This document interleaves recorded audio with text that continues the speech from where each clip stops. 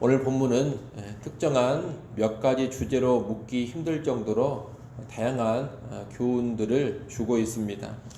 16절은 보증 서는 것에 대한 경고입니다.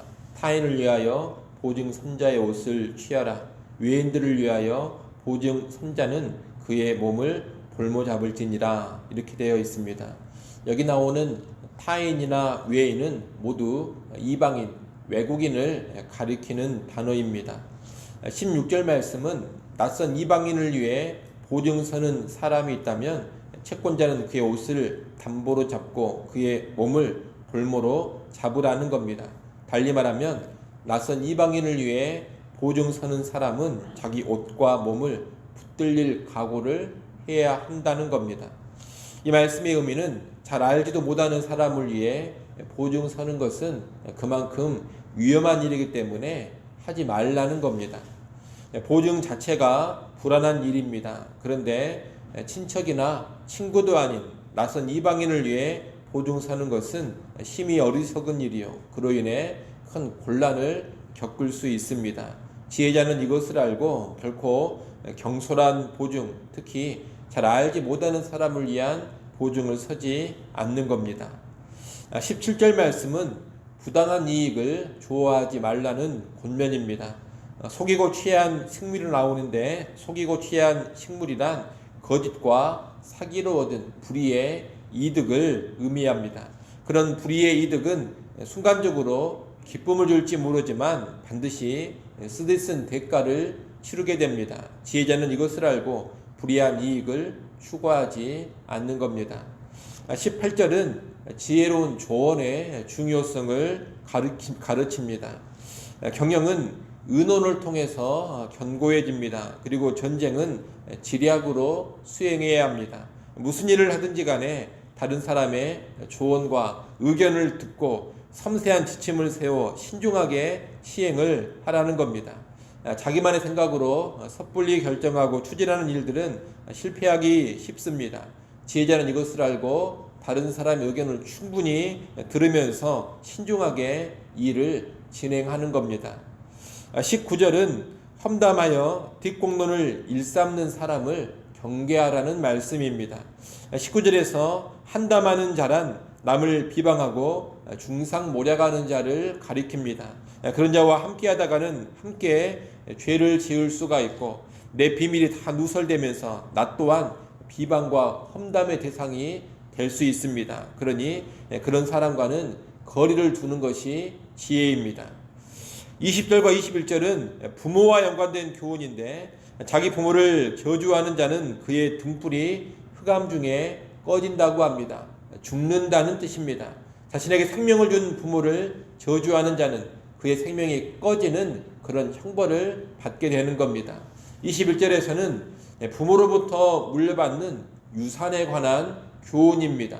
21절에 산업이라는 단어가 나오는데 이 산업이라는 단어는 부모로부터 물려받는 유산을 뜻하는 단어입니다. 처음에 속히 잡은 산업이란 때가 되지도 않았는데 성급하게 물려받은 부모의 유산을 가리킵니다. 부모의 죽음을 의도적으로 앞당기거나 다른 악한 방법을 동원해서 차지한 부모의 재산은 결코 복이 되지 않습니다. 복이 되지 않는다라는 말은 하나님의 징벌을 암시합니다. 부모를 저주하는 행위와 마찬가지로 부모의 유산을 성급하게 노리는 행위 역시 하나님의 저주 아래 떨어지게 되는 겁니다. 그러니 지혜자는 부모를 공경할 뿐만 아니라 부모의 유산에 대하여서도 부당한 욕심을 갖지 않는 사람입니다.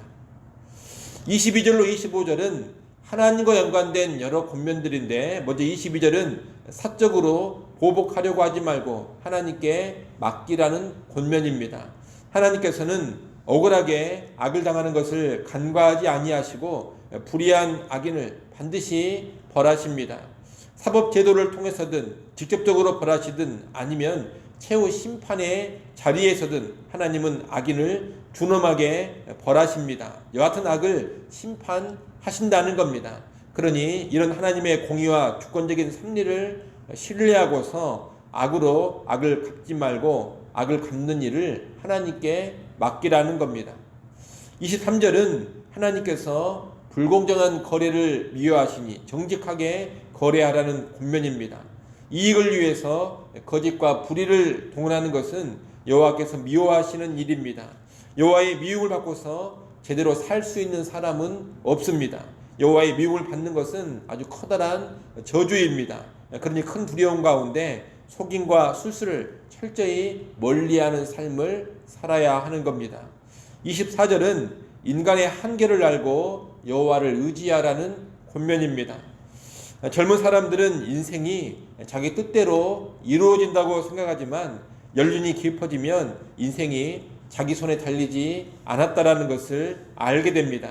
특히 믿는 자에게 있어 삶의 주권이 자신이 아닌 하나님께 있다는 고백은 가장 근본적인 신앙의 고백입니다. 지혜자는 그것을 인정하고 불확실한 인생사를 하나님께 맡기고서 하나님을 의지하면서 살아가는 겁니다. 25절은 함부로 소원하지 말라는 권면입니다. 소원이란 하나님께 약속하는 것으로 성경은 소원한 것이 있으면 반드시 지키라고 합니다. 소원한 것을 쉽게 깨트려 버리는 것은 하나님을 무시하는 일이요 결코 유익이 되지 않는 일입니다. 사람에게 한 약속도 멋대로 취소해버리면 낭패를 당하게 됩니다. 하물며 하나님께 한 약속을 멋대로 취소하고 무시해버리는 행위가 그 사람에게 유익이 될 리 없습니다. 그래서 서원은 심사숙고해서 해야 되고 지킬 수 있는 서원만 해야 하는 겁니다. 그리고 반드시 지켜야 하는 겁니다. 함부로 서원하면 서원한 것을 반드시 지켜야 한다는 명령 때문에 심히 부담스러운 것을 어쩔 수 없이 지키느라고 덫이 될 수 있습니다. 또 서원한 것을 지키지 않으면 하나님의 약속을 자기 멋대로 파기한 일이 되어서 응분의 책임을 져야 하기에 그 또한 덫이 됩니다. 경솔한 서원은 지키든지 지키지 않든지 그 사람에게 덫이 된다는 겁니다. 그런 여러분은 섣불리 서원하지 않기를 바랍니다. 이와 연관해 세례나 직분 등과 연관해서도 함부로 서약을 하면 안 됩니다. 지킬 수 있을 때에만 서원을 하고 세례를 받고 직분을 받아야 할 것입니다. 26절로 28절은 왕과 연관된 권면입니다. 26절은 지혜로운 왕은 악인을 분별하고 처벌함을 말합니다. 지혜로운 왕은 키질에서 골라낼 것을 골라내듯이 악인을 그렇게 골라냅니다. 그리고 그 악인들을 처벌합니다.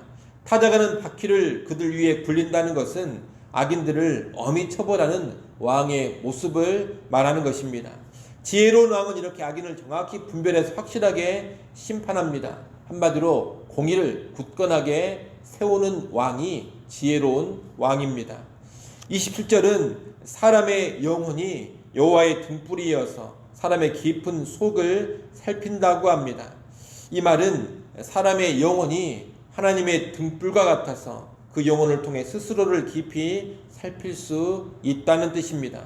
원래 27절의 원문을 보면 다른 의미로 번역하는 것도 가능합니다만 우리가 보고 있는 개정의 번역은 방금 말씀드린 이런 의미로 번역을 해놨습니다.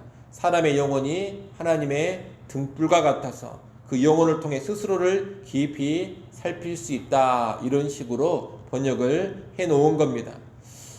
영혼을 통해서 자기의 성찰과 반성이 가능한 존재가 인간임을 말하고 있는 겁니다.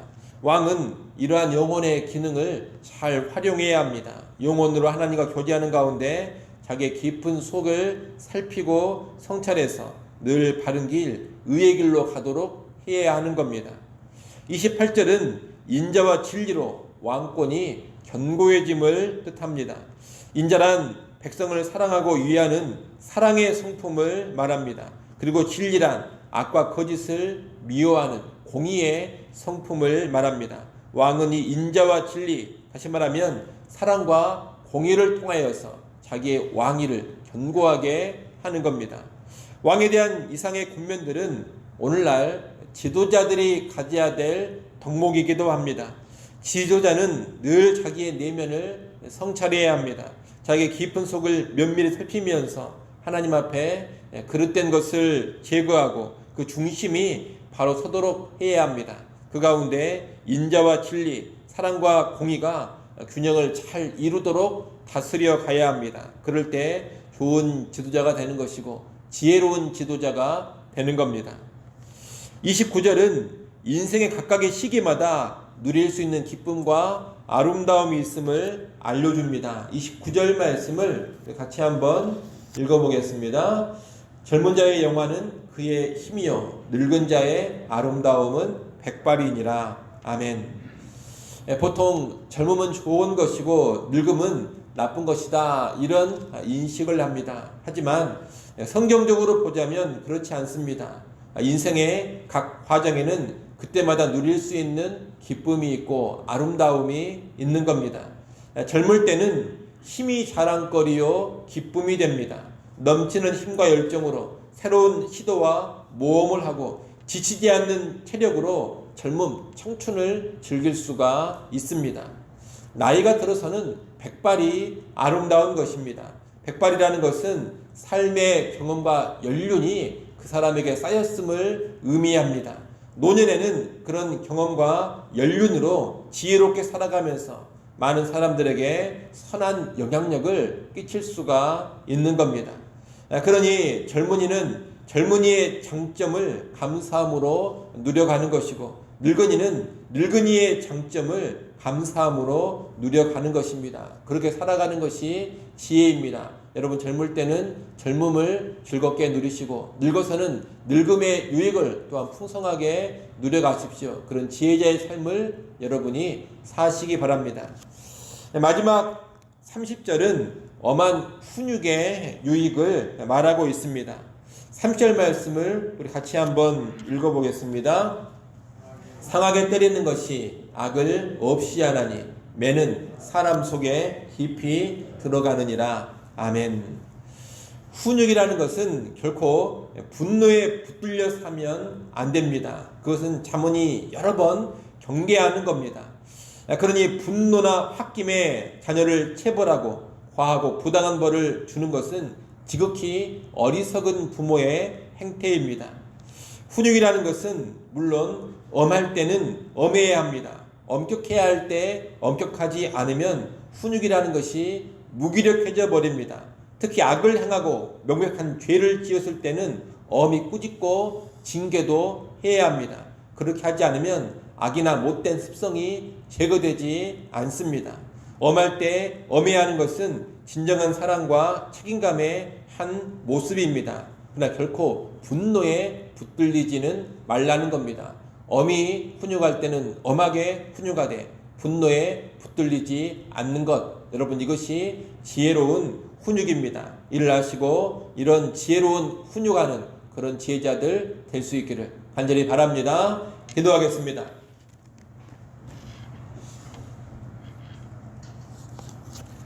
아버지 하나님, 여러 지혜로운 권면의 말씀들을 보았습니다. 우리 삶의 여러 영역에서 말씀의 권면을 따라 살아가게 하시고 이를 인하여서 지혜로운 삶 살게 하여 주시옵소서. 오늘 하루를 살아갈 때에도 여호와를 경외하며 말씀대로 순종하는 지혜자의 삶으로 나아가게 하여 주시옵소서. 하나님, 또 새벽 시간 하나님께 나와 기도합니다. 새벽에도 오시는 하나님을 의지하며 신뢰케 하여 주옵소서. 새벽의 기도를 통하여 하나님의 은혜를 받아 누리게 하시고 하늘로부터의 능력을 덧입어 살게 하여 주시옵소서. 이 새벽 시간 우리 자신을 위하여, 가정과 자녀들을 위하여, 교회와 나라와 민족 온 땅을 위하여 기도하게 하시고 기도하는 제목 따라 하나님의 귀한 응답들 받아 누리게 하여 주시옵소서. 오늘 하루도 나의 욕망을 따라 살아가지 않게 하시고 하나님의 선한 뜻을 분별하며 그 뜻에 순종하며 하나님 영광 위에 살아가게 하여 주옵소서. 예수님의 이름으로 기도드리옵나이다. 아멘.